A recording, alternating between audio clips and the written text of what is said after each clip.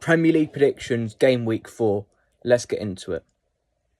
So, the first game of the weekend is Southampton taking on Manchester United at St Mary's, 12:30 kickoff.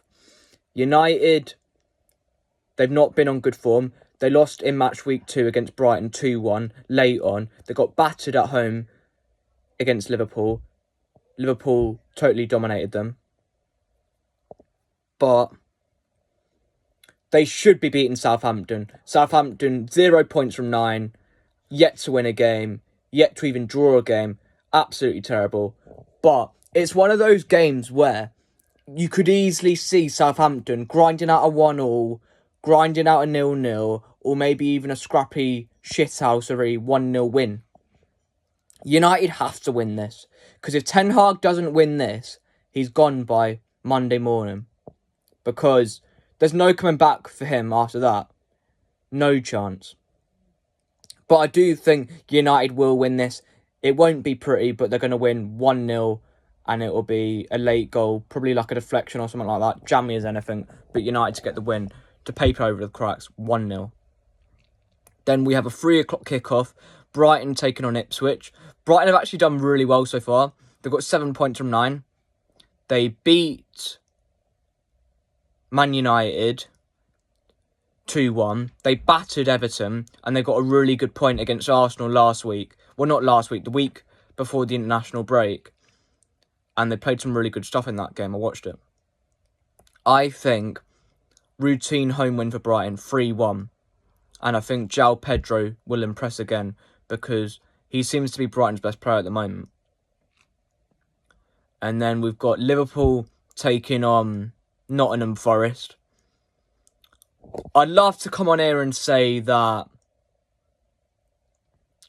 Liverpool are going to get beat or draw, but I can't see it. Salah's getting a hat-trick and it's a 3-0 Liverpool win at home. Unfortunately, no chance for Nottingham Forest to be taking off points off Liverpool. Then we've got Crystal Palace against Leicester. Both teams haven't started the season well. 1 point from 3 games. But someone's bad form's got to continue after this game. And someone's form will change after this game. I reckon, because it's at Selhurst Park, Crystal Palace nick it 2-1. And then you've got Fulham taking on West Ham. That's a 3 o'clock kickoff. Craven Cottage. To be honest, I can't split the two teams. I feel like this game's got a draw written all over it. And it's going to be a stalemate 1-1. And then you've got Manchester City taking on Brentford. I think it's going to be 4-0 City. If Haaland plays, he's definitely getting another hat-trick. He might be out through compassionate leave because there's been a death around him recently this week. So that might be why he doesn't play. But whether he plays or whether he doesn't, it should be a comfortable win. No Ivan Toney. Obviously, he's gone to Saudi Arabia. And it's not an as good Brentford team without Ivan Toney in it. So I think they're going to struggle this season. And it's going to be comfortable 4-0 to Manchester City. And then you've got a 5:30 kickoff. Aston Villa taking on Everton. Villa Park. It's going to be a routine win for Aston Villa. Under the lights at Villa Park. Everton, no chance. Crap. 3-0 Aston Villa. And then you've got an 8 o'clock kickoff. Bournemouth taking on Chelsea.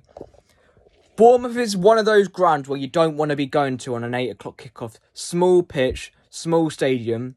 Not a big away section for Chelsea because it's a small stadium. Under the lights as well, so Bournemouth can get the atmosphere going. I think Bournemouth gets something out of this game. I'm going Bournemouth 2, Chelsea 2. Even though Chelsea should win the game really because they've got much better players than Bournemouth. But I just fancy Bournemouth going into this game. And it's going to be 2-2. And then on to the Sunday games. Tottenham taking on Arsenal. And Wolves taking on Newcastle. I'll start with Spurs taking on Arsenal because it's a 2 o'clock kickoff. I feel like people are sleeping on Spurs because there's no Odegaard. He's out for like maybe 3 weeks. Rice is suspended, and you've got your 2 best midfielders out, and you've got to come up against Rice. Not Rice, sorry. You've got to come up against Bissouma, Bentancur, Sarr. That's an underrated midfield. Maddison, Bissouma, and Sarr. It doesn't get the credit that it deserves. And I feel like Spurs could be able to dominate the midfield with there being no Rice and no Odegaard. And it's at home. They want to get revenge for that 3-2 game last season because I do believe they were the better team in that game. And they want to stop Arsenal from closing the gap on City and Liverpool, even though it's only early days. I just reckon Spurs will win this. I'm going Tottenham 3, Arsenal 2. It will be a great game. But I don't know how I'm going to watch it because some man's coming out to, like, sort out my box. So I might miss the game. But hopefully I find a way to watch it, whether it be via phone or in the pub. Or my TV gets sorted out by them. And then the last game, Wolves taking on Newcastle at the Molineux. I think tight-ish game, but Newcastle just about shade it. 3-1. Isak with 2. And Bruno Guimaraes with 1. And Chan for Wolves. Thanks for watching this video. Like, share, subscribe, and I'll speak to you all soon.